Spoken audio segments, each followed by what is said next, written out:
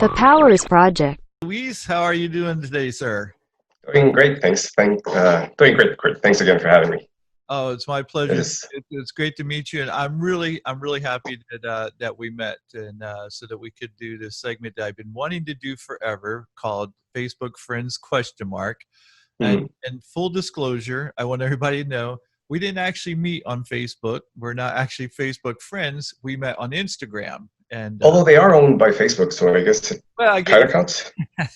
technically. I mean, Um, so to let people know what this is about, we were talking about, we're both people who follow Peter Schiff, who's a well-known economist in this country, and we're both followers of his. And Peter Schiff has this thing where he keeps pushing about that, how minimum wage is, the most awful thing, and that might be an exaggeration, but he's not a big fan of the minimum wage.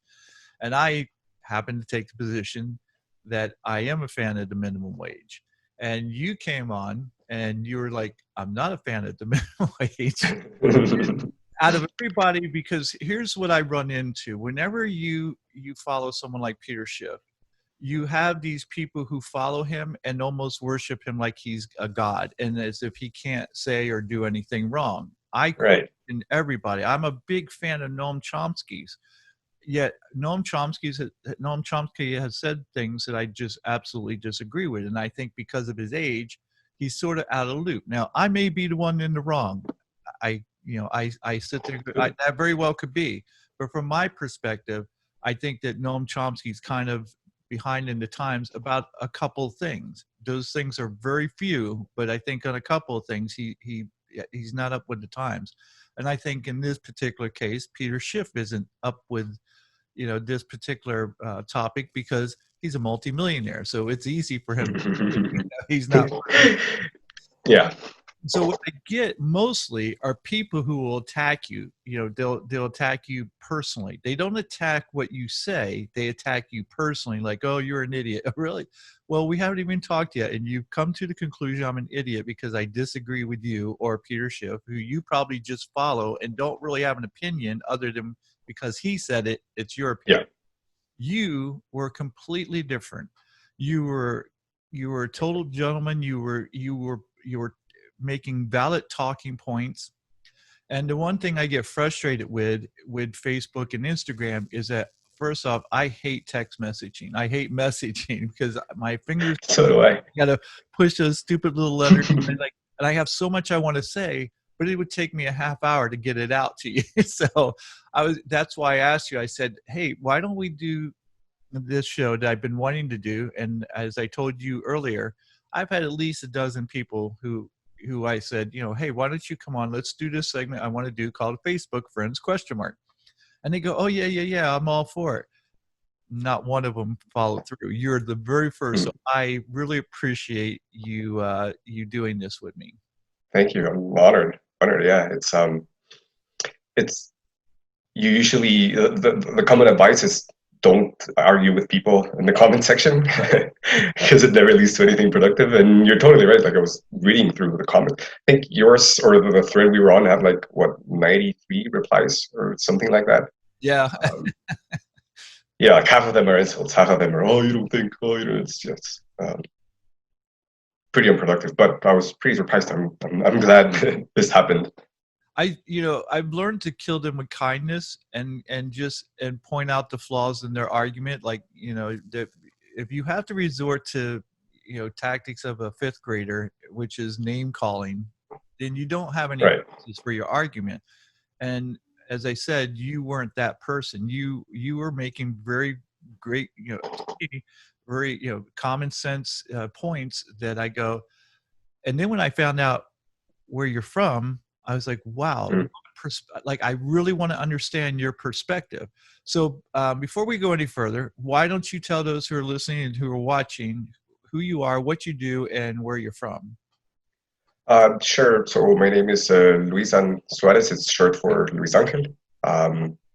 And as you can probably tell, my family's not all the way back from Guatemala, but I think I told you fourth or fifth generation. So, I mean, I was born here. I grew up with the food here. Like this is the country I love, and, and yeah, all my friends are here. So I'm basically like a total Guatemalan. And I right now I'm working as a programmer, right? Working on starting my own little accounting business, so running that on the side. But mostly, I'm a coder. And did you ask something else? I No, feel that, like I missed something. so you're a coder and you live in Guatemala, Yep. which I don't think anybody would argue is much worse off than those of us in the United States as far as Yeah. economy Yeah. Yeah. and our living standards and things of that nature. If you've never been to Guatemala, I don't think it's certainly not meant as an insult, but it would be considered a third world country. Oh no, and like it's ridiculous to pretend not to. I mean, I'm pretty lucky. Like I've never been faced with maybe not eating next month, which a lot of families do, or like I've always had. One big problem we have here that causes a lot of health issues is not everyone has a floor on their house. Like a lot of people live with dirt floors. Like a huge improvement is them getting some concrete floor or anything that's not dirt. And I live in an apartment building, and literally next door, like if I took you there with my computer, it would take us 30 seconds, like a minute. There's people living in houses made out of wood and um, aluminum panes. It's like it's all around. It's unavoidable. Well, so let me ask you this: in Guatemala, do they have a minimum wage? They do. They do. Okay. So I We thought do. I thought it was, again, because of where you come from and this position that you take, that you're against the minimum wage. I would have thought, coming from a third world country, you would be all about the minimum wage. So why don't you tell us, like, why are you against the minimum wage? I mean, in essence, I think it just does more harm than good. Like it's not completely bad. Like it definitely helps some people, but I think it just in general hurts more people than it helps, and it hurts those that are most vulnerable more than it helps them. And how do you and again, I really want to understand. So how do you feel like it hurts them? So a lot of people here are like really very close to extreme poverty or in extreme poverty or like close to like just really bad health situations in general, and they can't legally take a job that they would want to work for, right? Like, these people are earning zero, and if someone wants, let me see, let me do the math real quick. Minimum wage here is it's like $350 a month, something like that. So like that's what it takes to like um, I guess live and feed your family here, or maybe if it's you and your wife or your spouse or whatever. Um, but if no one's willing to hire you, or there's no job available for you to do that, that someone's willing to pay you that, um, the only jobs you can take are under the law. And then what ends up happening here a lot is people do take those jobs and they work for a lot less than 350 or $200 a month, $250 a month. And I mean, they do get by, right? Like if they didn't, they just wouldn't keep going on, right? But now they're working under the law, sorry, outside of the law. So there's no better conditions because of that. There's no protections. There's no all the other protections you get, like they're just not there. And it also exposes the small businesses that are hiring them, right? Like most big corporations are not gonna take a chance and hire people illegally, because like when you're that big, it's worth the government's time going after you, right? But when you're a small business, and you're trying to start out, um, like you do whatever you can, and it also leaves those people vulnerable to the minimum wage, and so yeah, there's some people that get help that do get helped, right? Like those that are like on the very edge and like do manage to get a job, but a lot of people just end up either just not getting a job, or not getting a legal job and working illegally in their own country. So I, I haven't seen it do more good than harm in general. Okay.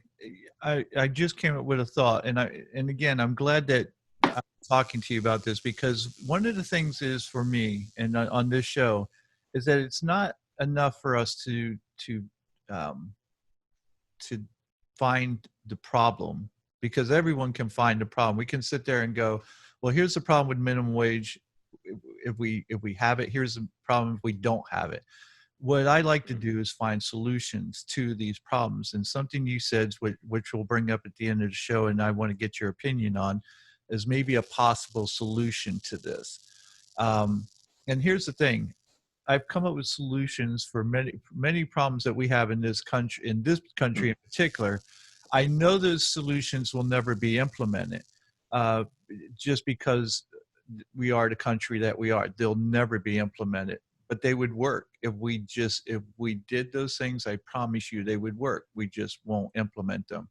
And so one of the things I'm going to be reaching out here in the future with my listeners and viewers is I want them to send in their solutions.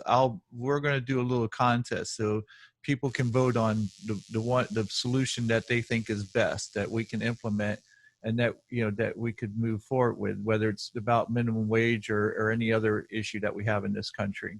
That's pretty cool. So the reason why I would say I am for minimum wage is manifold. One is that in this country, as I'm sure in most countries, corporations and companies have never looked out for their workers. And again, I should say there are few exceptions to that rule. As a whole, though, they will abuse and use their workers as often as they can and for as little as they can. And we've seen this throughout history. This is why unions came about, because because of the horrid working conditions that people who worked in these factories, who worked in coal mines, who worked in all these places, that's why there were laws passed by OSHA, because people were dying in these places because they would have the doors locked so that people couldn't get out. We still see this going on to this day in China. And we see that these companies don't go out of their way to do the right thing because it's the right thing to do until they're forced to do it. And then we see them circumvent those things by sending, labor overseas, and those people are basically in the same condition that we were 100 years ago. And they're okay with that. As long as they can make their product cheaper, they're willing to, for profit's sake, they're willing to put people's life at risk so they can make more profit. And so I don't ever look to corporations. In fact, I would never look to any group to police themselves, because they do a poor job. They're a poor steward of policing themselves. Our government's that way. Most groups are that way. There's a few exceptions out there to that rule, but for the most part, they won't do what's right. They'll do what's right for them. And so that's one of the reasons why I'm a big proponent of the minimum wage. It came about, and this is Peter Schiff's whole, and again, I need to make sure I let people know that you and I both follow Peter Schiff on Instagram. I have a great deal of respect for him. I think he's wrong about, I think I found three things. There's minimum wage, trickle down economics, which I want to just, every time he talks about it. And there was we should have another podcast on that topic too. And there was a third thing that I don't think he's right about, and I can't recall what it is right offhand. And so I go to basic supply and demand. I go, look, and then this is the argument I use with most people who claim to be these, so-called experts in our economy, that they're economists, and or so they claim. I go, that you would understand the basic law of supply and demand. Right now, we have a much larger supply of workers than we do jobs. So therefore, companies don't have to hire. If you sit there and go, you know what, if you don't pay me this, I'm leaving. They're like, all right, bye. because they know someone will come in the door right behind you and take that job. And what happens is we have this, when there isn't some sort of minimum wage, we have this bidding war, where Right. you say, "Oh, well, I'll work for you for $3 an hour," and then I go, "Well, you know what? I have two kids at home and a wife, or a family or whatever, a dog, and I need to feed them. I'll do it for 275." And you go, "Well, I'll do it for 250." Next thing you know, you and I are bidding over a job as to who can get paid the least, and the person who owns the company sitting there going, "Yeah, please continue," and they would take complete advantage of this fact that you and I are in dire situations, and that we're trying our best to provide for ourselves or for our families, and they would completely let us do that if it weren't for the law. And again, we see this with the child labor laws, and yes, and for the most part, the children were used for farming, but they were also used in coal mines. They were also used in factories, and it wasn't because the companies went and the corporations went and did the right thing, said, "Hey, we shouldn't have kids in these situations." The government had to step in and go, "Hey, you can't do this anymore." The 40-hour work week came about like that, because here's the thing: if I sit there and I say I'll work for $5 an hour, and you say you'll work for 250, well, that means you're going to have to work twice as many hours as I would. So that means the employer will also get more hours out of you. So not only is he going to pay you less, he's going to get far more time out of you than he would me working a 40-hour. You're going to have to work an 80-hour work week. And they would take advantage of that as well. So it doesn't benefit the employer or the employee by not having some sort of minimum wage. And I'm more about people than I am corporations. And I'm not suggesting that you aren't. In fact, I know after talking to you last night that you're like me. We're looking for solutions that work best for the people. And I do believe that you're coming from a point of view where you think minimum wage doesn't benefit the people. Right, true. And there's a bunch of points there. I wrote them down to make sure we don't miss any of them. I guess, where do you want to start? Because I do have answers to all of them. You mentioned, people being abused, the thing about supply and demand, and people in dire situations, child labor in the 80-hour work week. I don't know, you'd like me to pick one? Yeah, why don't we start with, let's start with the fact that, and then if this sounds like I'm like trying to get those points, it's not because I want to like try and get anything. It's just like they're big parts of the conversation, right? And like I think they each deserve to like be fleshed out, and I don't want us to miss any of them. Yeah, I agree, and I don't either, because the whole thing is that to be able to get your point of view, not just get my point of view out. I want to hear your point of view. So let's start with the supply and demand part of it. So that, and I'm glad you brought that one up, because I think that was going to be my pick. It's true. It's very true. And they're definitely, if not definitely, like I most definitely believe that there's an oversupply of people wanting labor other than offers for labor, right? But I think if setting a minimum wage doesn't solve the problem, right? Like I think minimum wage doesn't solve the balance of the supply and the demand. It actually makes it even worse, because now it's even hard. Like there's a lot of people who want to get a job, but it's even harder to get one, right? Because sure, like if we're why do you feel it's harder? Because you, by law, just made it more expensive to hire someone, right? Like, all right, and I don't mean to get off, because I definitely want to get to your point here. So, all right, so here's the premise of Peter Schiff's thing, is that minimum wage hurts. It hurts the unskilled.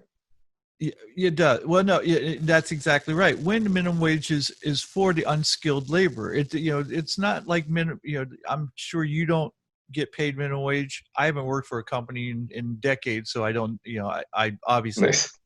But but I don't, even my friends, none of them work for minimum wage. It really is, it's such a small portion of the labor workforce for him to sit there and go, and I think he's being somewhat disingenuous when he says that this, this hurts, growth. This hurts. I had the words in my head earlier. That it hurts. I'll get to it anyway. I think I get the spirit. Yeah, Right. growth. But the problem with that, the problem behind his argument is that we've had the minimum wage since 1938. And with the exceptions of a few hiccups here and there throughout our economy, we've pretty much had unbridled growth since 1938, even to today. I mean, we have tremendous growth over these decades, and we can see that. So if the minimum wage were to damage those possibilities, we would have felt it already. And so what I believe is that it doesn't hurt our growth at all. I mean, of course, the counter argument is without the minimum wage, you'd be more richer at this point, right? Like it. You think they would actually pay us more instead of less? Well, the thing is, if there's no minimum wage and I can hire anyone for any level of productivity, a lot more businesses can get started. And if there's a lot more businesses, then there's a lot more demand for labor. And if there's a lot more demand for labor, then it eventually levels out, right? If there's a lot of people wanting a job, but not a lot of people being able to start a company to hire them, then of course the balance is always going to stay on the side that you and I don't want, right? Like people having to negotiate to the floor. All right, so I apologize because I don't think I quite followed you there. So you're saying without the minimum wage, you could hire me for more? Because you can do that without. I mean, yeah, no, sorry. I mean, more companies could hire. More companies would get started. I see what you're saying. Okay, gotcha. And there will be more people, trying, like going out there trying to hire people, because I can start hiring someone for $250, right? Like, of course, like this sounds really bad when we're thinking about someone that, all of a sudden they have a family and 2 children and whatever. But how do they get to this point where they're like they have a house to pay and feed this family, and all they can produce is $2.50 an hour, right, or $3 an hour, and I happen to think that's mostly not the case. I think mostly the case is like, of course it happens, and like it's definitely going to happen, right? Like we can't. There's no rule we can do that will handle all edge cases, and, take care of everyone perfectly. But it's mostly people like wanting to start and trying to get a job, right? Like if and he said this a lot of times, but if I'm a teenager or even I'm not a teenager, I'm just fresh out of school, and I want to get a job, but no one's willing to hire me because there's like nothing I can do that's gonna bring the business more than $7.50 an hour, then no one's gonna hire me. And then like I'll just never start, and you'll never get that experience, and then you'll never be worth hiring for anyone. Whereas if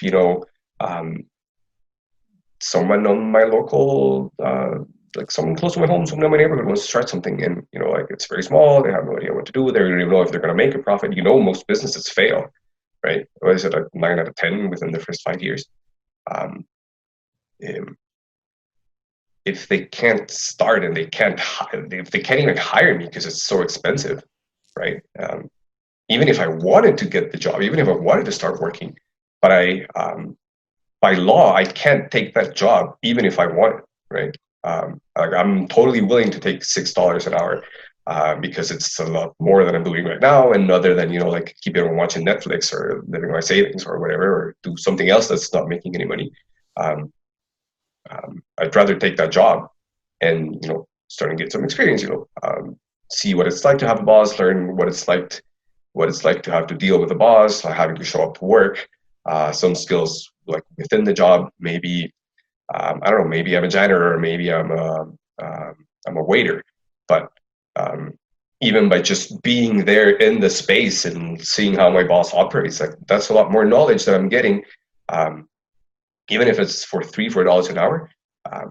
it's much better for me than just staying home and watching Netflix or doing whatever else that I can legally do. Because again, like it's not just so the minimum wage is not just I can't pay people less than 7.50 an hour or whatever the minimum wage is wherever you are. It's me as an employee. If I want the job for less than 7.50, I can't take it. I would we would both get in trouble But for what condition, other than there's only one condition I can think of, why would you want to work for less than 750? Why would anybody want to work with less than minimum wage, other than the fact that they could get hired? I mean, why would anyone want to work for less than $100 an hour, right? Right. It's there's no limit to that. Right. So the economy will dictate what that minimum wage should be. The fact of the matter is that if minimum wage had kept up with inflation, people would be making $21 an hour now, not 750. And so it hasn't kept up with inflation over the years. And so there's this, people will say, well, what's $15 an hour for flipping burgers is too much. Now, I might actually agree with that. But if we look at it from the perspective of keeping up with inflation, it really isn't. And there's only and this is why, again, you're different from anyone else that I've found. Most people I find who are against minimum wage fit in one of two groups. They're either rich, or there's somebody who's making $20 to $25 an hour, and they don't like the thought. It's not the thought of minimum wage, it's the thought of minimum wage being raised to $15 an hour, because now that's very close to what they're making, and they feel like what they're doing is worth so much more than somebody who's making minimum wage. And so Right. It's pretty emotional. right, it is, and that's what it's based on. It's not based on the fact that that they really have an issue against minimum wage. They have an issue at $15 an hour, and I'm not in disagreement with that necessarily. I will say this is that because minimum wage has been raised in certain states, like Washington State, for instance, what's happened is that the military has had to raise the amount of money that they pay soldiers, especially incoming people who want to who join the military, because Mhm. they found that they weren't getting the recruitments that they normally do, because people are sitting there going, why do I need to go into the Army or the Navy or the Marines and risk my life when I can go to Starbucks and make $15 an hour, and so what the military Exactly. found was that recruitment was dropping drastically, and so they had to raise the amount of money they were paying their soldiers. Why does it take that for the government to do the right thing and just pay these people, more money to begin with? And because in many cases these soldiers will be going to, the Middle East, and many of them will be putting their life on the line, and you're saying, oh well, for 750 an hour, it's like, Yeah, no, I get what you mean, and particularly with the military, I think I'll have to come back to that when people are risking their lives. Um, but um, but precisely what you said like goes to my point. Like, why would I choose something hard, like something productive, and something that's like really valuable? But it's like hard to do, right? It like takes a lot of time and my energy. If I could get paid the same thing for just, being a waiter, and I mean, not to shit on waiters or anything, but if you put it on a scale and like how much value, like someone defending the country from a foreign invasion versus someone serving tables, um, then yeah, for like of course, like the military, I think are like a lot more valuable, and so so wouldn't the uh, question be more than why pay someone at Starbucks $15 an hour? Shouldn't the question be, why aren't we paying people in the military more money than that an hour? Whether it's $25 an hour, whatever whatever we deem it valued at. Shouldn't we just pay other people more? Shouldn't we pay first responders or EMTs or people like that, instead of sitting there going, oh well, we shouldn't be paying people flipping burgers $15 an hour because EMTs are only making $17, $20 an hour? I wouldn't say the problem is paying the burger flippers $15 an hour. The problem is we're paying EMTs only $17 or $20 an hour. I think that is where the question should lie. Well, and I realize what the problem is with the military example is you're putting up government against the private sector, and there's no competition in the government, right? Like there's no other army you can join that's going to pay more for the job. I'm sure if you look at private companies like Blackwater Prince, where they or security or private security companies, it's a dangerous job, and it takes quite a bit of skill. I don't think they're paying. Oh no, At least not for a long time minimum. At least not for a very long time. I don't think they're paying minimum wage.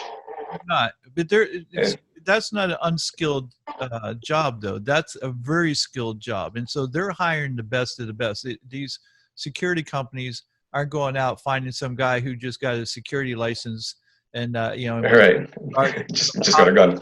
That's the thing. I mean, these are highly skilled people, so of course, the minimum wage wouldn't apply to them.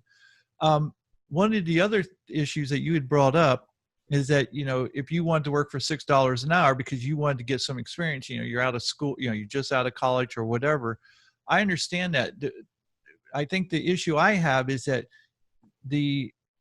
what's happened in this country is that corporations have no loyalty to their employees any longer, number one. And number two, because they're trying to cut costs at every corner so that they can increase their profits, they won't even hire full-time employees anymore. They'll have a minimum amount of full-time employees that they can get away with, and everyone else is part-time. This way they don't have to provide benefits for these people. So you have these people who come out and want to get into the workforce, and they can't even find full-time employment. They've got to work 2, 3, 4 different jobs to be able to make enough money to get by, because these companies won't give them full-time. And the problem with that is that when everyone's paying you $7.50 an hour, it still doesn't add up, because you can't get a job that will pay more than that, even if you're skilled. And we see this particularly in this country, and everybody wants to go, oh, well, that's because they have a Bachelor of Arts degree or something, and some sort of lesbian studies and stuff. And I go, no, that's not the case. You have people who come out of college with degrees in areas that are very viable, but they don't get a chance because these companies don't hire that way anymore. They're not hiring people the way they used to. When I was coming up, it started changing actually at that point.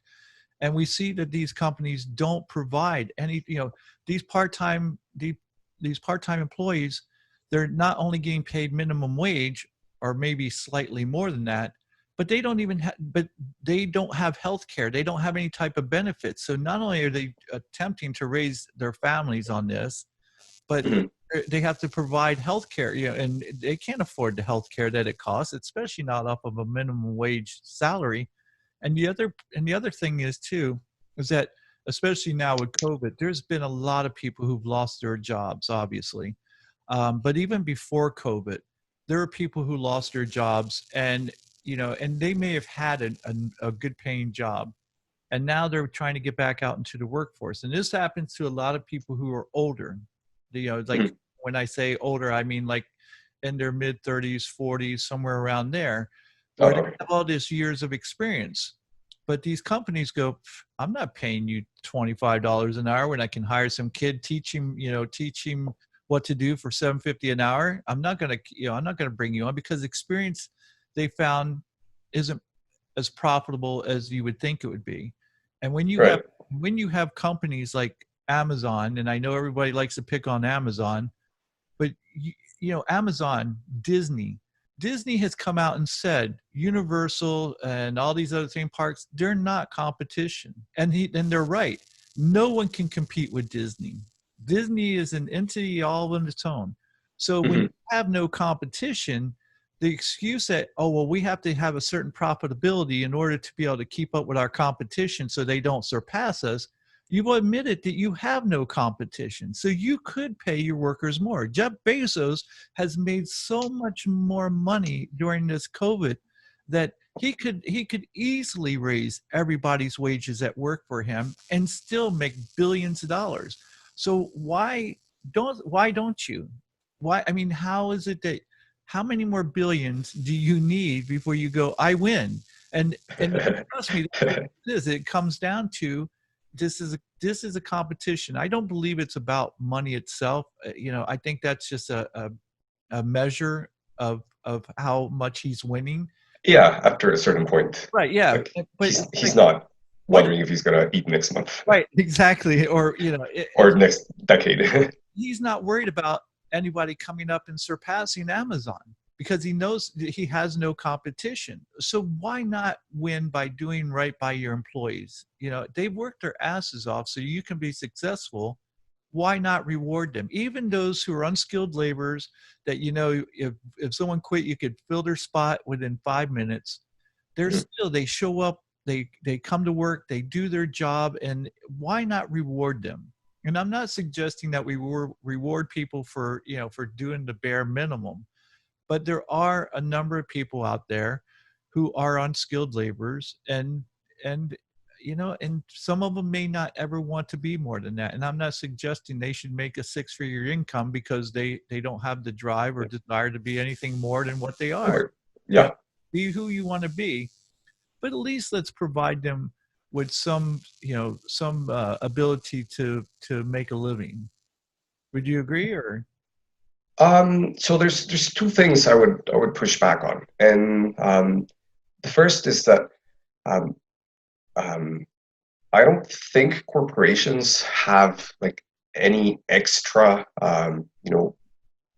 moral depth to the people or the companies or so their employees or like people in general, and um, I think the big reason is like unless they're thieves or unless they're stealing or doing bad things, like Jeff Bezos is making that much money because he's doing a lot of good to a lot of people.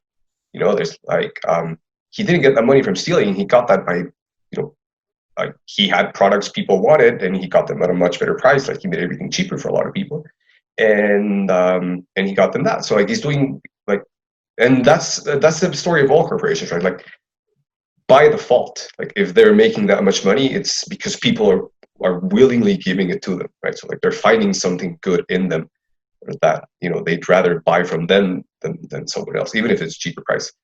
And then for those employees, um, I mean, yes, sure, like he has a lot of money and he could give out a lot more, but um, where else would these people work for if it weren't for him? Like they couldn't be like there's a lot of things you couldn't do if it weren't for um, like how do I say this? The impact of what you can do is usually multiplied at a large corporation because rather than going out on your own and you probably know about this, right? Like having to make up your own brand and having people trust you and doing all this, you can provide like excellent service for one person and just do a lot more than you could do on your own. So like I think it's already giving them a huge opportunity. Um, so like that's the first thing I want to push back on. But then for compensation in general, and you said it too, which is pretty important. He doesn't have any competition, right? So he doesn't have to pay anyone else more. He doesn't have to pay them and more because there's no one else offering more. Like their other option is, or a lot less, or maybe even nothing.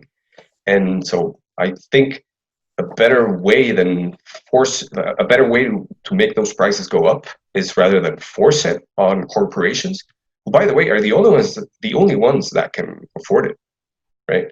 um, and I think a better answer is just like get more companies out there, get more people offering more jobs, more people finding more productive things you can do with your time. Right, like I'm an unskilled person. Like I don't really have that much of a drive. I don't have that much of an ambition, and it's fine. I don't care. Like it's a comfortable life.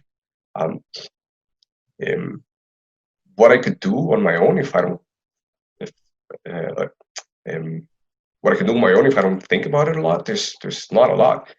If some other guy comes and like he's researched and he's seen people and he's like looked at prices and trying to and found people that are willing to buy stuff, like if I help him, right? Like I didn't have to put in the work, I didn't have to put in the risk, I didn't have to do anything. All I had to do is like go with him and who has a good idea and get that. But I think but more importantly, my point is you're right. No corporation is going to, out of their goodwill, pay people more, and they don't do so for skilled laborers either, right? Like they don't pay their programmers a lot of money just because they want to be nicer to programmers. They pay their programmers a lot more because if they don't pay them that much more, some other company is going to take them that's willing to pay them more. And so I think the solution, more than forcing a minimum wage on whatever skill level you have, or a minimum wage at all, is just having more people being willing to pay other people more money. So that's a very good point. And I'd like to, and so where I would push back is here. I do believe you're right, because I think oftentimes people go, oh, Jeff Bezos is rich, filthy rich. But there was a time where, where he took this risk, and the outcome wasn't known as to what was going to happen. And he took this risk and he ran with it, and he was probably successful beyond his wildest dreams even. So he deserves to be rewarded for that risk that he took. And I wouldn't claim otherwise. I wouldn't say he shouldn't be a billionaire, but we do know that, that corporations such as Amazon and others, they do, buy lobbyists who basically buy our politicians, who write, laws so that they don't have to pay taxes, or loopholes, and that they get away with not paying, into the very community that they're, yes, they're providing a service or a product to us, but at what cost? You said, well, people could go out and start their own business. The problem is that when you have companies like Walmart and Amazon who can crush your business and have crushed small businesses, it's like, so are we really doing ourselves good by having such businesses like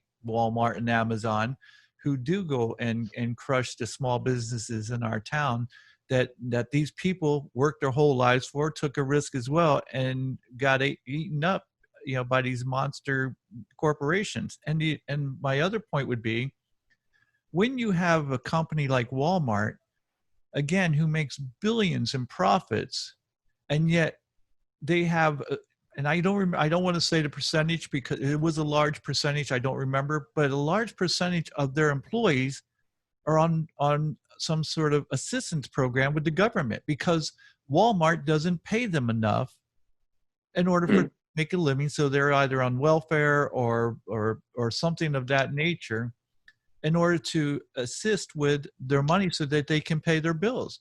How is that even morally right to let a company make billions in profit and not pay their employees enough money to be able to pay their light bill? Well, I mean, the problem is it's written into law, right? Like, Right, but why? Why is it written into law? That's where I have the problem, is because they have so much money that, again, our politicians are in their pockets, and so these laws are passed to benefit them, and again, us common people, we get screwed. We get held, paying that bill for them. well, precisely with that lobbying power, which of course I think is terrible and shouldn't happen, but um, um, it was with that lobbying power that Amazon lobbied for a higher minimum wage in Seattle. So I'm not. All right, so tell us a little bit about them lobbying for the higher minimum wage. I don't remember the details, and it wasn't that long ago. It might have been 2 years. I hope someone in the audience can, hopefully in the comments, tell us exactly when it was. Um, I think the minimum wage was somewhere around $13 an hour, and Amazon Bezos lobbied for it to rise up to, I think it's at 15 or $14.50 an hour, the state minimum wage. you'll have to forgive me, but the cynical side of me sits there and goes, Jeff Bezos only wanted the minimum wage to go up because it would put other businesses out of business. And and it's like, you don't need to lobby them to pay your employees $15 an hour. You don't need it to be law. Just pay them $15 an hour. So I can't help it that, that he wanted it passed for a different reason other than for us to do the right thing for employees. No, and definitely not. But that's exactly the thing, right? Like like you said, they can afford to because they're a huge company and like they have a lot of reserves, so they can take it. But this competition can't, right? Like if he wanted to, he could pay people more, yeah, for sure. But then everyone else, all the other companies that they wouldn't have to, they would keep paying less. But if he raises the minimum wage, now everybody has to pay more. Right. And guess what? It's pretty much only Amazon that can afford to. And, and that's a very valid point. In fact, I can tell you right now, there's probably listeners or viewers sitting there going, Kurt, you just made his point. You're absolutely right. That's a very good point that, that they, the smaller businesses wouldn't be able to keep up with him and be able to pay the minimum wage that he can pay. So that's a very valid point. There's two things I wanted to say before we come up with before we talk about the solution. One is that back in the mid 80s, Massachusetts had this boom where they just had more jobs than had employees.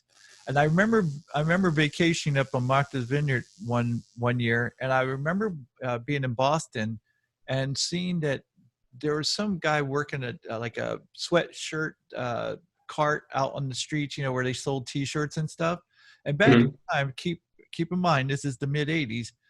They were looking for people for $10 an hour, and $10 an hour I was like, that's crazy money to work a T-shirt cart for $10 an hour. But they couldn't find people to work it because it wasn't enough money, because the supply of workers was less than the supply of jobs. And so companies were made to hire. I mean, they were made to pay people more.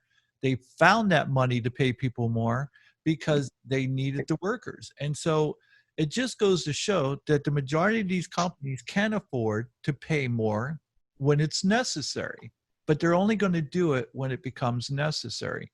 Not out of goodwill. Yeah, definitely not. Yeah. And I can show you where it's not in goodwill. Disney, it's been about a year or two now, maybe a couple years. Disney hired another company to hire people from Mexico to come in and do the job of the people that they had hired to do their IT work. Mm-hmm. And so, because they could hire the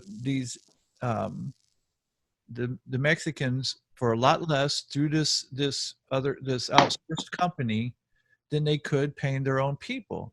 And on top of it, Disney told them, if you don't teach these people how to do your job, you won't get a severance package.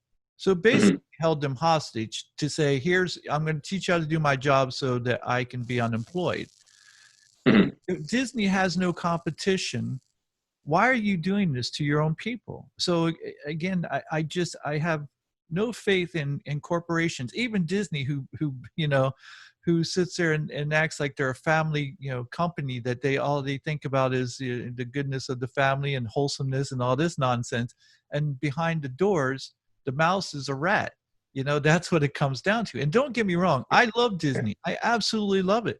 But as far as a corporation, I see it for what it is, just like Target. Target pretends to be this company that is progressive and cares about people and stuff. But yet, when they gave money to this politician who basically said he wished he could kill gay people, and they were called on it, they ignored it because all they cared about was the fact that he was going to be able to get them this land that they wanted and do it so that it was tax-free. And I was like, so you're not really a progressive company. You're only a progressive company when it benefits you. And so I think that we realize that.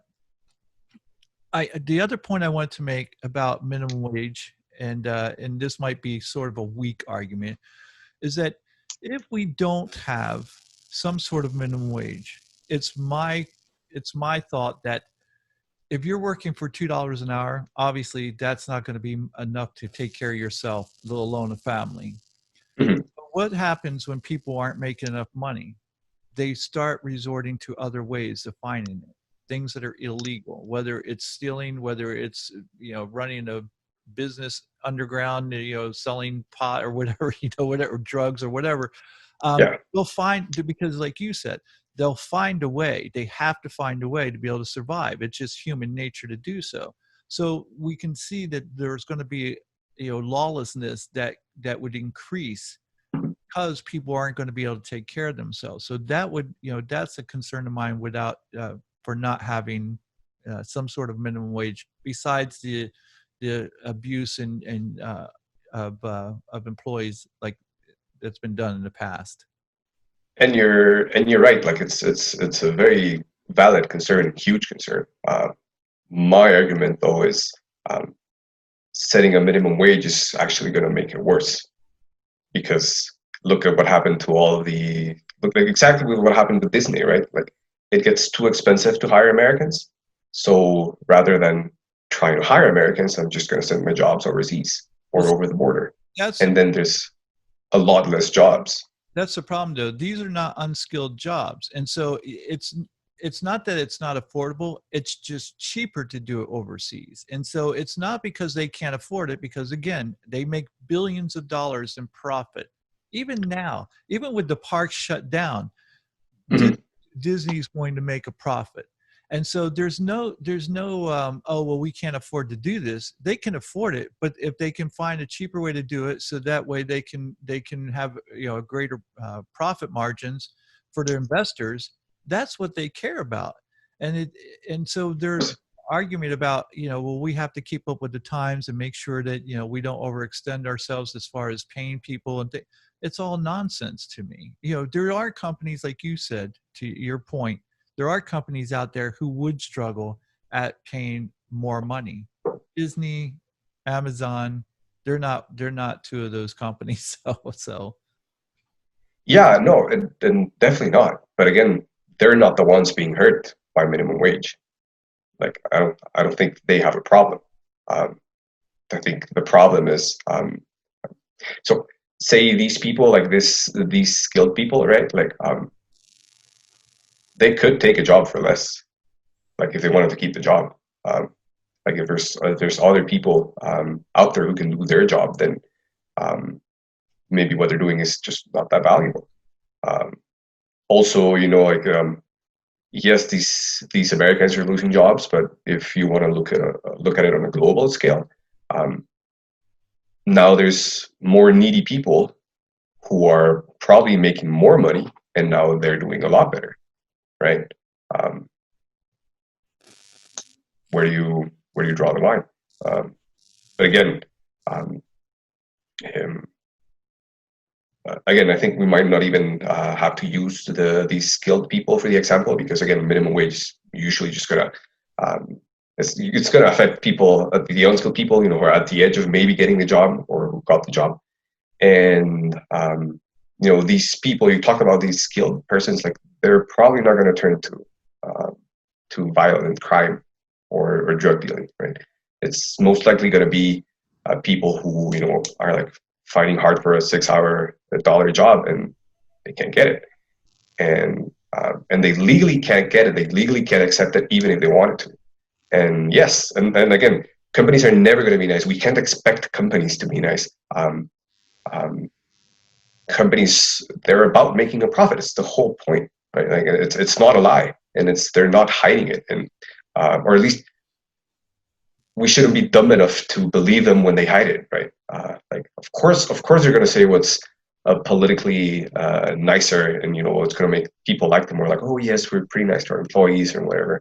Um, but you as consumers usually care a lot more about what they're going to pay for the product than how the employees are being treated. Right? Like you get to care about employees once like you're fine, but if you're not, then what you care about is price. And like if Walmart can offer or any company can offer really cheap products. Because in part, they figured out ways to hire people for a lower wage where they don't have to spend as much. Then of course people are going to go buy to them. And then, one big thing we have here where people are making a lot of money here in Guatemala is call centers. It seems like we don't have a strong accent, so it's easy to teach people English here. Or, if they learn English, then the accent is not as noticeable. And then, all those customer service jobs that could be in the US by native English speakers who know the language, they all come here. And there's like huge buildings and huge companies, and they pay, I think it's maybe 3 times minimum wage for that, right? Like minimum wage here is $300. Like they could pay $300, but they're actually willing to pay 1,000. Like if you bought it to the legal limit, they're willing to pay $300, but they're paying up to, I think, about $1,000 here. Why wouldn't they pay $1,000 to anyone who's willing to take it in the US? Because it's illegal, and so all those jobs leave. And then nobody in the US gets that chance because all those jobs come over to Guatemala and they come over to the Philippines. I guess I would say minimum wage helps us who have a lesser minimum wage, right? But, people who are willing to compete. But yeah, I think setting a minimum wage, going back to your concern about people going to lawlessness, I think it just makes it worse. Just more jobs leave rather than, like, my option doesn't become, can I earn $4 an hour or can I become a drug dealer? It becomes, it's just $7.50, and like where I am at right now, that's unreachable. I'll just become a drug dealer. If there's no minimum wage, then I'm thinking about, I can do stuff legally, and even if it starts at $3 an hour or $4 an hour, like I can stay within the law and like being just like generally a nice person.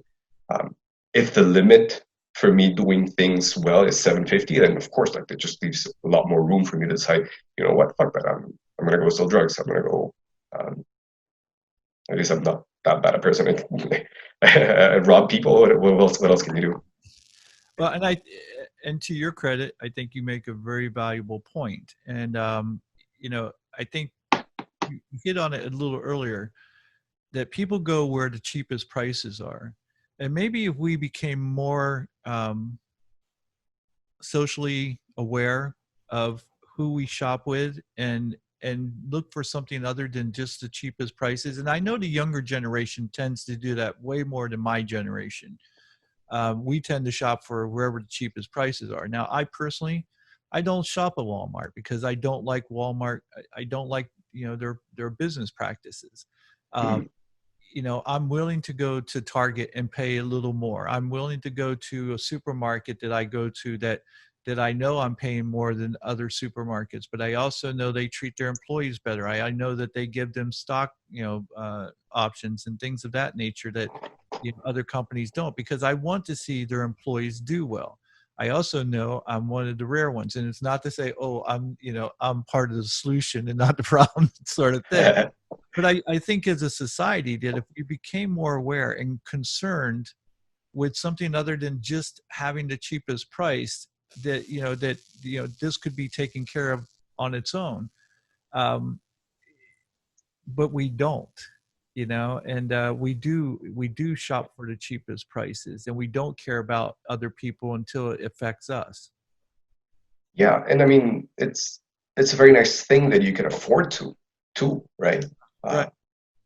But I don't know. I happen to think cheap prices are actually a very good thing. Like that's that's what makes a country richer, right? Right. What's a good example? Computers are a lot cheaper in the US than they are here, and part of it is because no one here is skilled enough to produce them, right?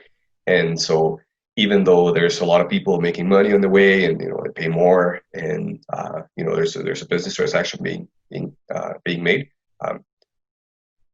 If we could figure out a way to make computers cheaper, even if that means getting rid of someone that's very expensive along the process, and putting in 3 people who I can pay less too, but we'll make it more efficient and just make the thing cheaper, right? Like I can simplify the process. I think that's a very good thing, because then computers would be a lot cheaper here in Guatemala, and then more people would get access to good things, probably and hopefully even better. But if not, if when I say cheaper, like we have to take into account, it doesn't mean cheaper and worse. Cheaper because it's worse. It's like keeping the same quality. We just figure out a better way to do it. Right. And then more good things costing less. That makes everyone richer, right?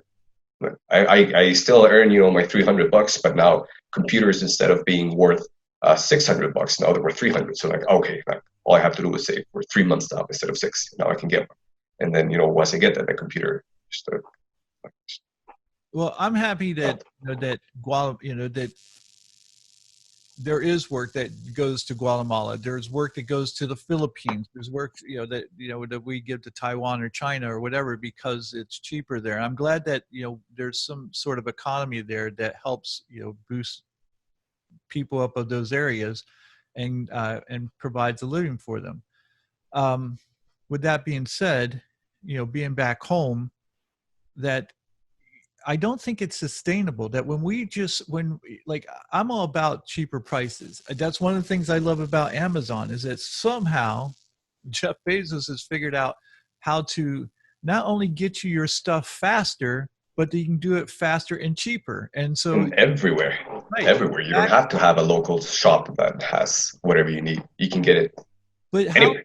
But I guess the question is how sustainable is that? How sustainable are these cheaper prices going to be, and this convenience going to be, when people in this country end up making less and less, and we have less and less jobs, because there are going to be less and less people who can afford these things, even at the cheaper prices? I don't think that's going to be the case, though. Why would people earn less and less? And well, because if there are less cheaper jobs, and let's just say we didn't have a minimum wage, and you could work for whatever, let's say $6 an hour, you're not going to be able to afford a new iPhone. I will say this. Let me retract that. You will be able to, because this country's been scammed into buying into this whole nonsense of leveraging yourself. So go into debt for a car for 6 years. A car that's going to break down within 5 years, you're still paying on for 6 years. That's ludicrous. To buy an iPhone, to make payment plans so you can afford a phone. Do you realize how foreign that concept is to me? When you used to just go pay cash for a phone because it was $30, and now it's over $1,000, and you have to make payments on your phone. And we've gotten people into this whole habit of taking credit out on everything, that we're constantly in debt. Well, it comes to a point where you aren't making enough to pay off those bills any longer. So what goes? Your iPhone? Or dinner. Yeah, it's been starting here, and like more and more you're able to like defer payments, but it's like we're not that rich, right? So we don't do it here. Like no one expects you to make, there's no just not that much money, or not a huge enough minimum wage that people are going to hold, like, oh, if he holds a job, then we can get him into debt. It's just companies here don't take that risk on people, because they expect they might not to. There's no government that's going to come in and like figure stuff out for them. But you're right. The whole credit thing, I think, is terrible. Yeah, in this country in particular, in being on Instagram, if you looked at Instagram and Facebook, you'd swear everybody in this country is rich. By what you see on Instagram, on social media, you would think everyone's rich. And I think people fall into this trap of feeling like they have to keep up with the Joneses. So you do have people, I see women who have these nail jobs done that I know cost them a small little fortune to get them done. They have their bedazzled iPhones and everything else, and yet you're having it's hard making ends meet. But you're putting this projection out there of yourself that you're doing well, and you're not. We know that the majority of this country, the vast majority of this country, are not doing that well. Now, maybe maybe if we compare it to third world countries, we're doing well.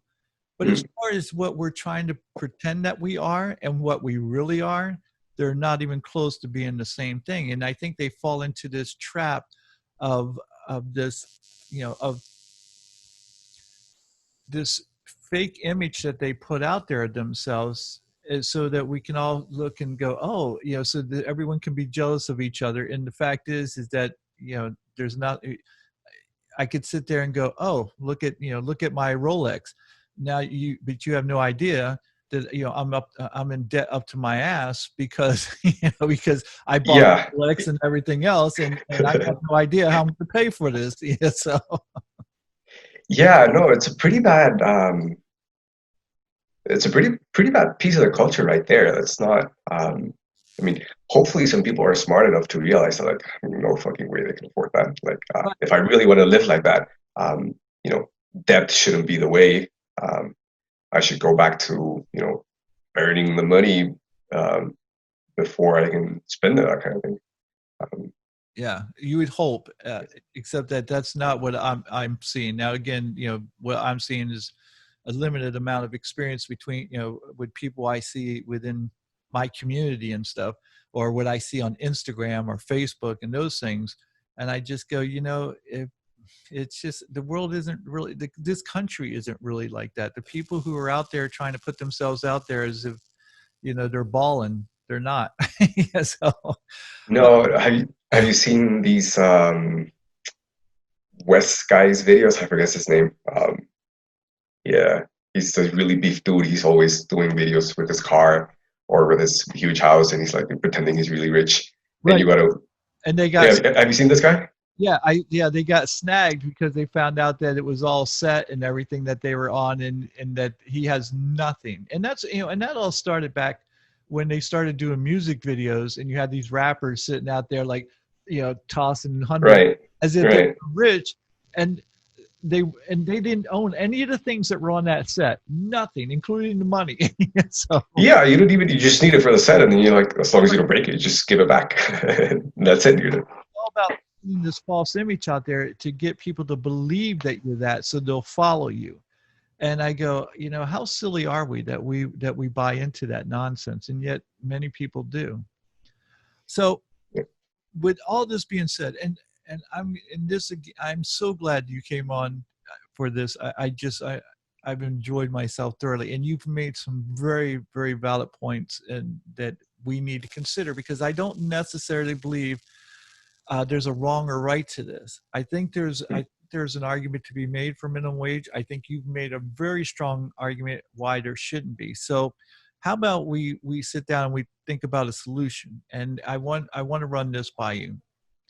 What if we have a minimum wage, and the minimum wage is only enacted to corporations that make X amount of dollars per year?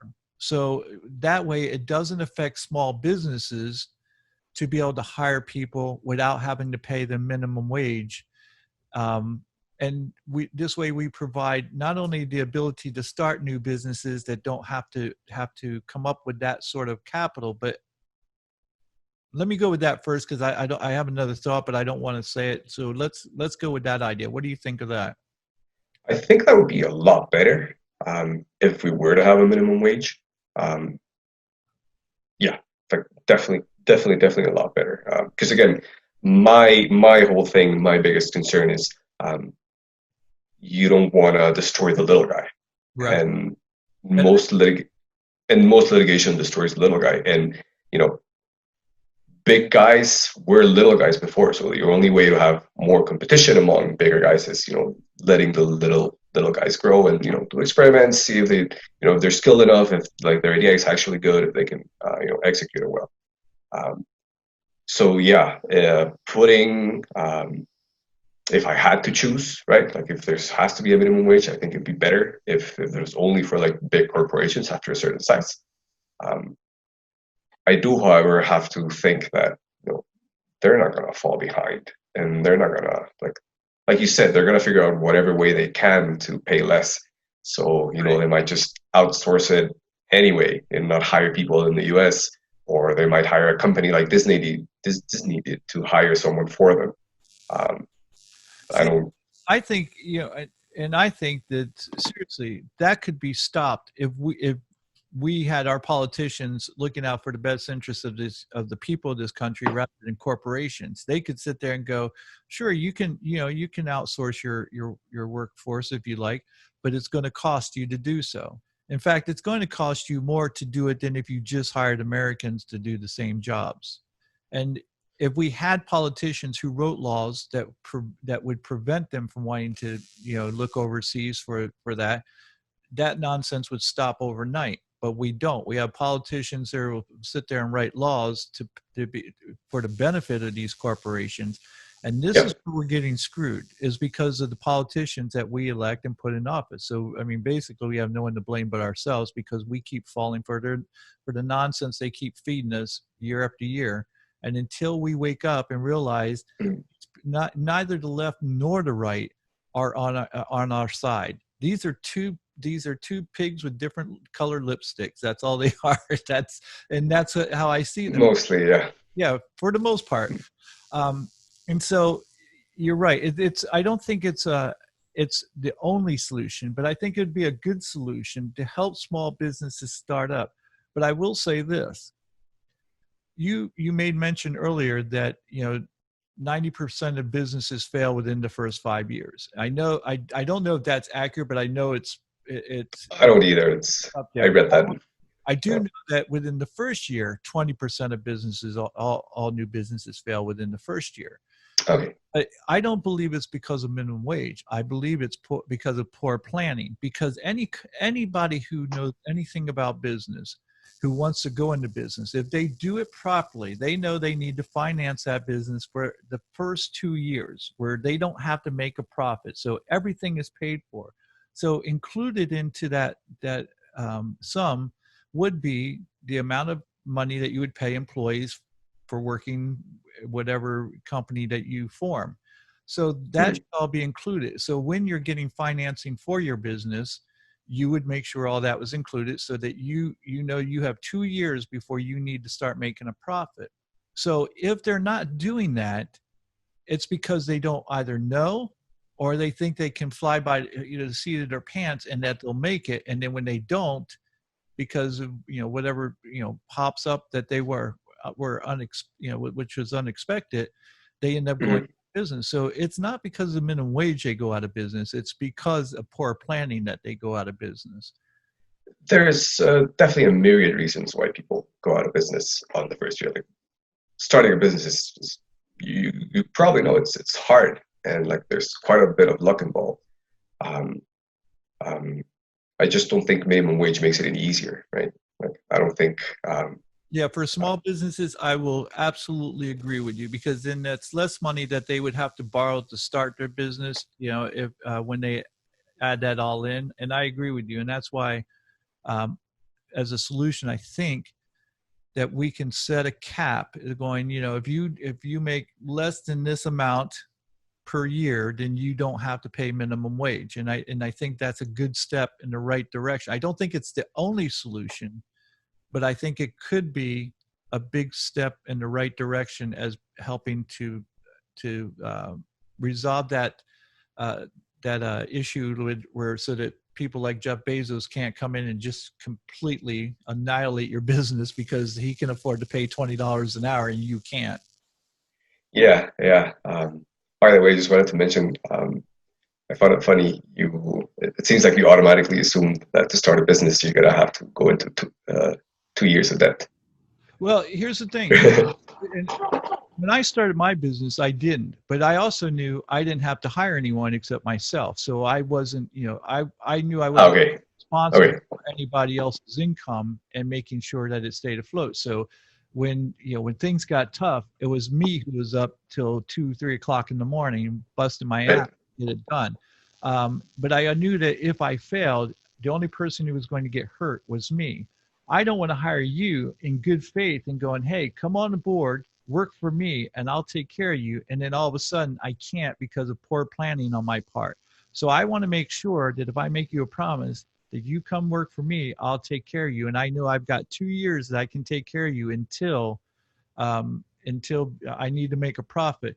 Yes, it does seem sort of ironic that I would sit there and talk about going into debt, but we know that there's two types of debt. There are debts that make us money and debt that doesn't make us money. And if you have a good Very business, true. That's very true. right? So that debt's going to make you money. So I'm not Hopefully. averse to yeah, hopefully not averse to going into debt for things that will make you money, that will become an asset for you, as I am just consumer debt, which is what most people are in. Yeah, no, consumer debt is definitely always a bad choice. Yeah, no, I just found it funny. Especially when we just talked about it. Trying to bust my balls.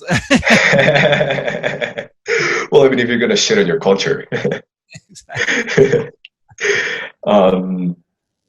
Yeah, no, I like that. I like that. The same way, in principle, I'm not for anyone paying higher taxes, higher percentage taxes, right? Like, in principle, I don't agree that if you're making less than 30,000 a year, then your taxes are 5%, and then it goes up all the way to 30%. Practically, though, it's true, right? Like, if you're taxing someone that's making less than $30,000 a year, that percentage you're taking is going away from probably their food, or like their very early savings, or like paying for their kids' school. Whereas if you're doing it for someone that's making six figures or more, like that extra 30%, it's probably maybe a vacation they didn't take.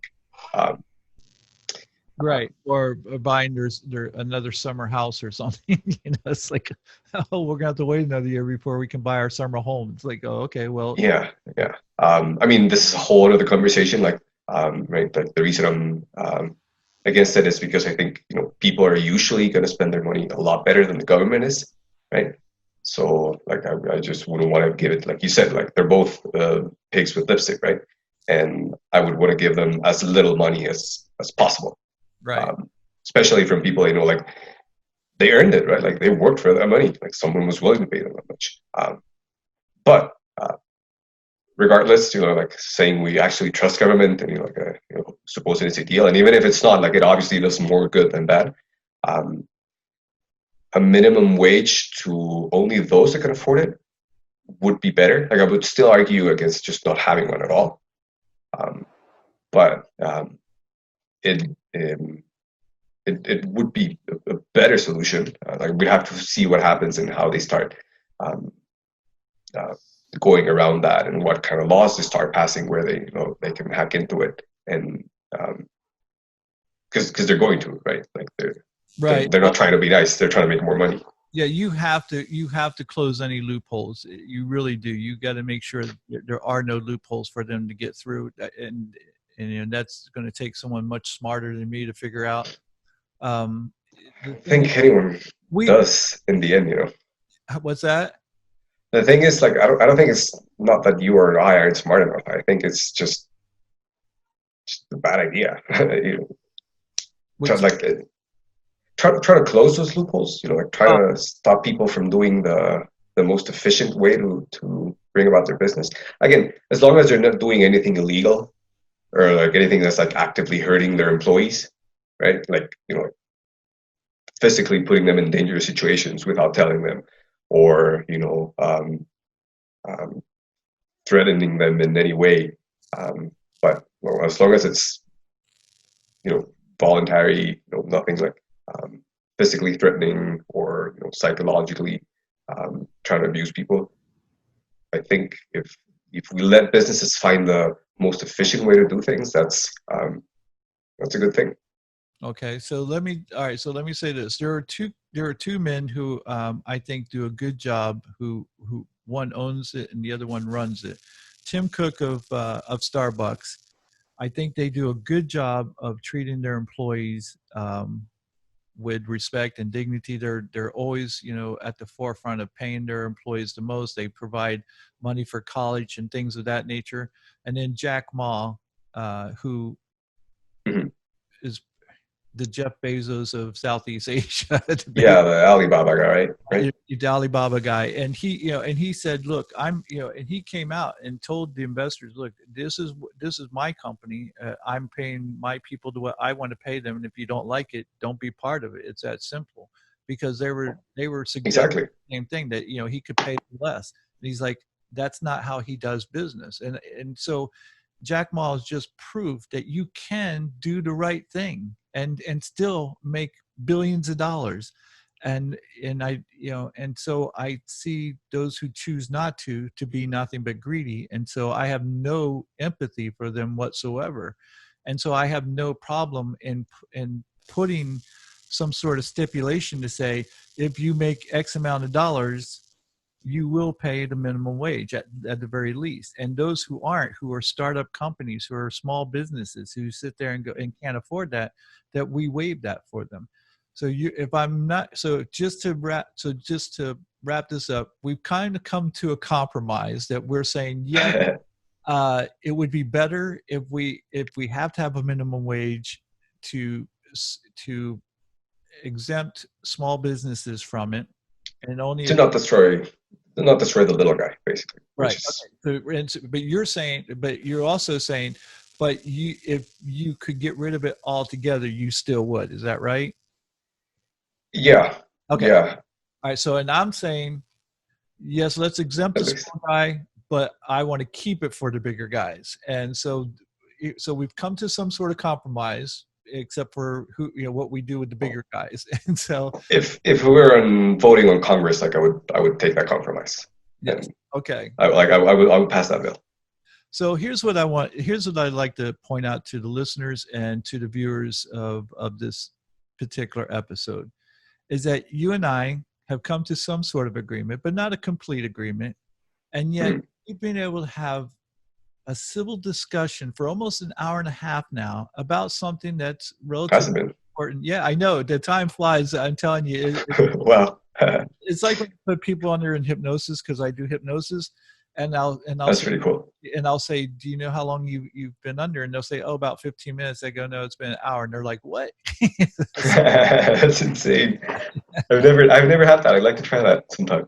It's a lot of fun, and especially when you realize that this time has gone by and you were completely unaware of it. So, but that's what it is when you have a good show and a great guest and you're having a good discussion. The time just flies. Like you can go. That's why when I see Joe Rogan do 3-hour shows and people are like, God, they're so long. I go, he doesn't even realize it. Yeah. He's having so much fun. Yeah, it sounds like something like you totally want to do. Like you don't want to stop. Right. Yeah. And doesn't even come into your mind. It's just it's nice. It's fun.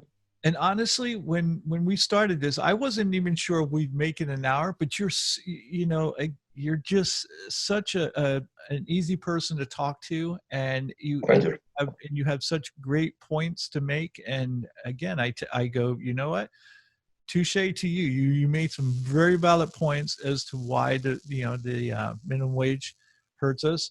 I think I made some good points of why it helps us, and I think that there's not really a right or wrong answer, but we need to find a better solution to it. And I think the one that we presented is a step in the right direction. I don't think it's a complete solution, but I think it's a step in the right direction.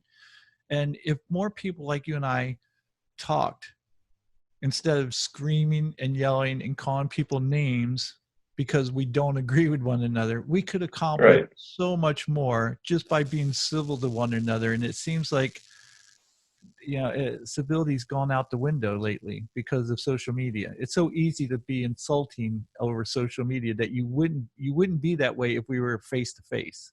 And just missing the nuance on complicated topics, right? Like I want to point out too, like, and we were talking about this yesterday. Like, we entered into this conversation because, like, we both knew we weren't trying to, attack each other or prove each other's point. Like, we're both just trying to figure out what's best for everyone, right? And a lot of people could have seen my opinion and thought, oh, this guy's just like, a capitalist pig, or like he's made too much money and he doesn't really care. Like, oh, why would he care? Like he probably wants to do the same thing. He probably just want to hire people for cheaper and abuse them. And again, that's what businesses should do. But yeah, I think when we can have a discussion, like we can ask, and we just don't assume that if they don't think like us, it's because they want to be dicks, but like they might have a good reason. Um, and then it's just a lot more productive, right? Like you can see like, oh, okay, maybe there's a good reason he thinks that, or okay, maybe I'm not convinced. Like I'm not going to change my mind completely, but there are some points on which the other person, you can say like, okay, but my solution maybe forgot to address those things. And it's sorry, go ahead. No, I was going to say, and I think that when we come from that position to go, okay, let's find out why he thinks the way he does, or she thinks the way she does, instead of just calling them an idiot. Why don't we take the stance that this person probably thought this out and maybe has a very good point. So let's talk about it. And at the very least, with what's happened with you and I today, we may not be in complete agreement, but we have come to some sort of compromise. But more importantly, what happens is that even if we didn't even come to a compromise, I now understand why you think the way you do. And if nothing else, I can respect your position and your opinion and respect you as a person, instead of just going, oh, he's just an idiot, and that's too often is what people resort to immediately. As soon as you disagree with them, instead of finding out why, they just want to attack you personally, because I guess because it's so easy nowadays. It's lazy thinking. Like the I don't ever comment on videos like that because again, like it's usually super unproductive. Um, but this time I found that like at least it helped me having to argue back. So you made some really solid points when you were answering back on the comments, and like I thoroughly enjoyed that because there were some times where the reason I took so long to answer was because I was like actually thinking through what I would say. I wasn't like that distracted doing something else. I was thinking like, he's got a good point. It's like, is not having a minimum wage really going to help? And then It's funny. not. I did the same exact thing for you too, because you made some good. So I had to think about it. That's so glad to hear that. So that's really productive. But yeah, but it took effort on both our parts, and like we had no idea it was going to happen. I was enjoying it at the time because I enjoy doing that sort of thing. But if you don't, or if you're lazy, like rather than thinking for 3 hours, why something that is said I don't agree with, and like how I'm going to argue back, I can just say, classic victimhood, or like these liberal snowflakes. Right. Yeah. Exactly. And it's always funny how they, if you take a stance, and I know you're a fan of Joe Rogan's, and you'll find that this happens to him often. It's like if you take a stance, like I tell people, I'm a fan of Peter Schiff's. And they go, oh, how are you a fan of Peter Schiff's when you're some liberal, socialist who Bernie Sanders? And I go, well, if you took the time to ask me, I'd be happy to explain how I can be a fan of Peter Schiff's and be a fan of Bernie Sanders at the same time. The difference between you and me, and I'm not talking about you, I'm talking about the person I was commenting to, is that I don't hold Peter Schiff or Bernie Sanders as deities. I don't see them as gods. I see them as people who I agree with the majority of what they say, but I don't think they're perfect, and I don't agree with everything they say. And and when they say something, I don't just follow them blindly just because they're someone who I happen to respect. I can still challenge them, because they're still, as far as I know, human, and they make flaws and then mistakes. And so, and I think too often people get this godlike image of the people they follow, and as if they can't make mistakes. And so you have to, we're sort of in this society now where it's like you either have to believe all of it or you're against us. Mhm. You know, that's not thinking.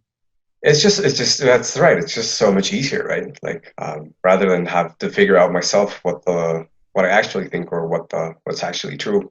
I can just trust this, smart sounding person that's, Right. has 2 million views.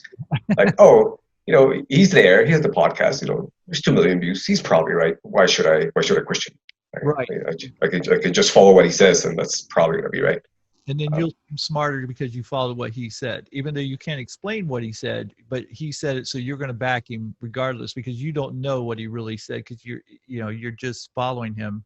He said, most of these people, they, whoever it might be, they say something that resonates with them, that they agree with, and then they go, "Oh, that's who I'm following." What else they say, they're going to follow him to the death because they resonated that one time with something they said that they agreed with. So yeah, you're absolutely correct. They don't have to think because that person does it for them. yeah, yeah. I mean, to be completely honest, I mostly do that with nutrition, right? It's a complicated topic. I know nothing about chemistry. So, rather than try and see if I know or I can tell by the studies if what they said is right or wrong, I kind of just fall back on trusting whoever, sounds smarter or whoever has like more credibility. I try to be smart about how I get that credibility, right? But like the arguments themselves. And I, and now that you said that, you make a very good point. It's like those things that we don't know a lot about, we do fall back on. So that just proves my point that these people who think that they know the economy and they know how it works, they really don't. They're just relying on Peter's knowledge to speak for them because they don't know enough. Because I'm doing that right, and I'm doing that right now with this whole gene research that's going on with the CRISPR and everything. I don't know enough Oh, about it, so I'm learning about it, and so I'm picking and choosing who I'm listening to, as to who sounds the smartest and makes the best points. But the difference between a lot of people, and I think people like you and I, and again, not to pat ourselves on the back, is that we'll continue to do that research until we do find the right answer. We're not just going to go, "Oh, that guy sounds smart. I'll follow him from now on." yeah, no. And what I definitely won't do is go into the comments and say like, "Oh, how can you believe that vegan, you idiot?" Exactly. Yeah. Yeah. But like I said, it's funny because Joe Rogan suffers through this, where people will call him, if he says anything that pertains to, the right, liberals will call him a conservative. If he says anything that's liberal, the right will call him, a liberal. They call him everything in the book, and it's like the only thing the guy is doing is just trying to find the truth. And so he understands, in order to find the truth, you have to hear both sides. The problem with that is that each side doesn't want you to listen to the other side. And I go, if you have the right message, you're not going to be afraid of what the other person's saying, because all it's going to do is validate what that what you've been saying is true, unless you don't have the truth. Then you have a reason to be worried. So, and I think that's a major issue that we have with people today, that they don't want the other side to be able to speak. They're trying to shut them down, and it's because their message is flawed, and they don't want it to be shown that it's flawed. And I'm genuinely curious because I mean I haven't lived in the U.S. and nearly as like ever, right? So do you actually feel it's a lot worse now than it was, I don't know, 10, 20, 30 years ago? I think that as far as this need to silence people, absolutely. Now, I don't think that the problems that we have in this country or even in this world are any worse than they were 10, 20, 30 years ago. I think what it is that social media has allowed us to have all this stuff inundate us on a 24/7 basis. So Mhm. so where we may have only heard about certain problems across the world, whether it be like back in, what was it, the 70s or 80s, when you had down in You had Jim Jones in the massacre down there that went on. Crap. That's something that we heard about, but you didn't hear about everything else that was going on in the world. Only the very major, events that took place did we hear about. Nowadays, Right. hear about everything that's going on. And so it just seems like, oh my God, the world is such a horrible place. But it's always been this way. We just were oblivious to it. And now it just seems to we're saturated with it. Yeah, I'm so glad to hear that because, I mean, in my opinion, again, not from experience, but from what I read, um, it looks like the world's generally doing a lot better Right. in like most everything, right? There's definitely some things that are doing worse, right? Like it's a trend that's going up. It's like there's volatility in the way. Um, but you're right. It does sound like we just have more time to complain. Like there's just Oh, like and the ones who, the extremists, I call them, they seem to have more time on their hands than anybody, I swear, because they seem to be able to talk aha, about everything. And you just said something that just hit home. You know, I do believe that things have gotten better. Racism in this country has gotten better because it's not nearly as prevalent as it once was. That's not to say that we don't still have a problem with it. But now you would think everybody in this country is racist because of social media, because of right, what happened. right. Now, those things are tragic, absolutely tragic, and should never happen. But I could almost assure you those things went on 20, 30, 40, 50 years ago at a much higher rate than they're going on today. That doesn't Um, excuse it, and we should make it known and bring it to light. But to pretend like it's worse today than it was 50 years ago is disingenuous because we know that's not the case. I it was a few weeks ago. I read this quote I really liked by Sam Harris, and it said something along the lines of, "The irony in progressives today is the unwillingness to accept progress." Right. I love that. It's like, Sam Harris is probably the most brilliant man. Him, I don't know. You can listen to on the internet. Yeah, probably. Yeah, I would say, like, I would even place him over Noam Chomsky only because he is younger and he has he has the pulse of what's going on today probably a little better than Noam Chomsky. That's Mhm. not to take away from Noam Chomsky's brilliance whatsoever. It's just that Sam Harris is that brilliant. I absolutely love that guy. But again, even him, if he ever says anything where I go, yeah, I don't know about that, I will challenge him. Yeah, yeah, I get that. But I would Probably, he's really good. He's really good. much Yeah, smarter it is. than I'll ever hope to be. So Yeah. You know, I want to let you know, I've never really paid much attention to Noam. What's his name? Noam Chomsky? yeah, Right. Noam Chomsky, yes. I feel like I'm butchering the pronunciation. I feel so bad. I know you did. Cool. So yeah, Chomsky guy. Um, I've been on the right economically for a while, so just like hearing some comments on what he thought, I felt like I'm just not gonna listen to this guy. What a waste of time. Um, but I wanted to let you know, like now hearing what you think and what you said, I feel like okay, maybe this guy's worth looking into a little bit. Maybe he has some interesting stuff to say. So um, I'm gonna look into him into the next few months. I'm gonna hear some interviews. Well, I'll tell you again, having the balance, it helps. I had a gentleman on my show who's a best-selling author and he's a world-renowned speaker. His name is Larry Winget. Very Mhm. conservative, and he's written some books that are very controversial. But I think I think he's right on right. He hits it right on the head with what he says. Now he may Mhm. say it in a way that's not the most pleasing way to say it, but he doesn't beat around the bush. He just says it as he sees it. He wrote a book called "Grow a Pair." Uh, and those are the kind of titles in his books, and yet I find him to be very enlightening. And again, he's on the conservative side, and I don't agree with everything, but I think for a lot of things, he's right on point with things, and it's okay to agree with the right when you're on the left, and it's okay to agree with the left when you're on the right, because we both have very good points and we both have some shitty points. And we need to be able to call out both of those from our own sides. And that's where we're at, politically today, is we have people on the left who can sit there and point their fingers to the people at the right and go, especially for Trump, they're dumping, like, he's a liar, he's this, he's that.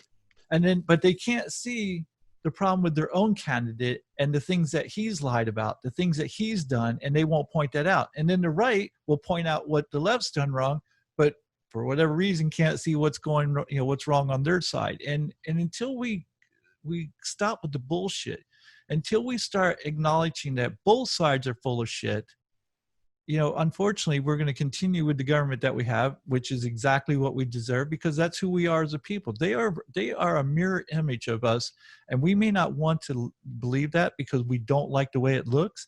But when we see Biden and Trump up on stage looking like two Karens, fighting with one another. Yeah, that was terrible to watch. I was like, they are a mirror image of us. That, whether we like to believe that or not, all you have to do is go on Facebook and Instagram and watch how we argue the same way they did. So, exactly. That's why they got voted in.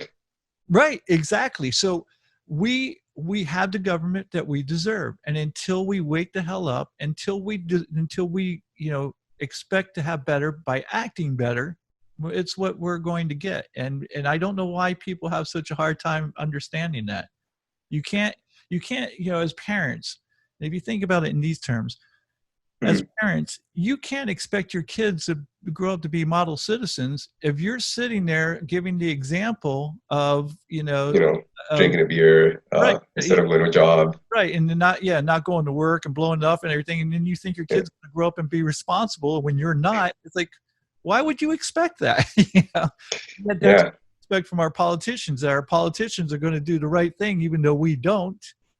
And I go, when we're okay with lying, when we're okay with making excuses and being hypocrites, why would we expect our politicians not to be the same way? We're the ones who put them in office. We were okay with them being hypocrites and liars because we're okay with being hypocrites and liars.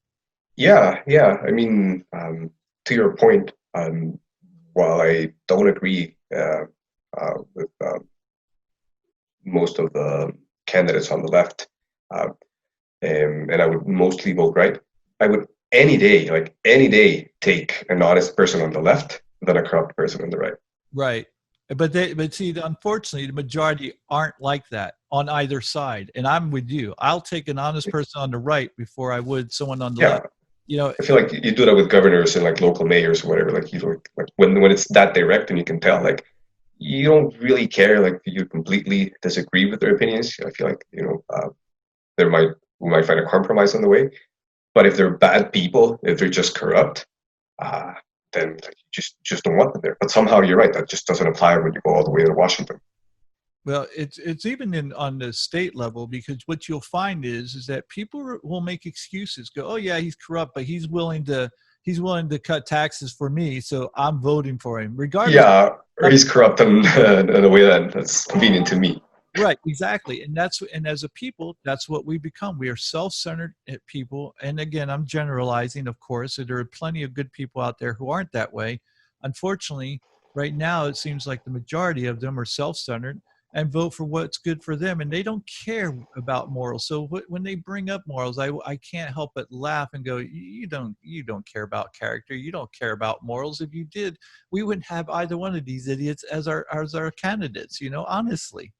Yeah. You took the most moral of the candidates and you railroaded him. And not that I'm going to sit there and go, he's perfect, because he wasn't, but you screwed him out of the nomination twice now, and you're okay with it. And you actually fought against a man who's fighting for you. You deserve what you get. And, and I know there'll be people who disagree with me in that, and that's fine. If I'll have that discussion with them if they ever want to. So, but I know we kind of got off topic, but that's because I have thoroughly enjoyed our conversation. And it's been fun. I want to say this to the people who are listening and to you viewers out there. what you've seen today is what should happen between two people when discussing things. This is what it should look like. What Louise and I just did today was more presidential than what Trump did. You know, I of course would agree. and it's like, and until we're able to have these honest discussions and be civil about it, we're never going to get anywhere. So I hope that when people listen to this episode and see this episode, they might rethink how they talk to each other, even on social media, to maybe where we can, this will be a jump start to where people can start having real conversations again, and we can accomplish a lot more with that. So Louise, because of that, I want to thank you so much for coming on the show and being a part of this. And you just, it was wonderful to have you here. Yeah, no, this was great. I really enjoyed it, and I really do hope people take away, yeah, just that feeling that, you don't disagree with someone. If you disagree with someone, don't just go straight to insults, right? Like, try to figure out what's there. And I don't know, look how well you and I got along. This was a lot of fun. It was. So I Thank guess, you for having me. oh, it was my pleasure. So I guess the takeaway of this is people grow up. You don't have to grow old, just grow up, okay? And let's talk like adults to one another. So I like that. all right. Well, listen, thank you so much. And folks, thanks for joining us today. I hope you enjoyed this as much as I enjoyed it. And I want to thank Luis again for being on the show. Thank you for being with us. And until next time, take care, stay safe, and wear your mask.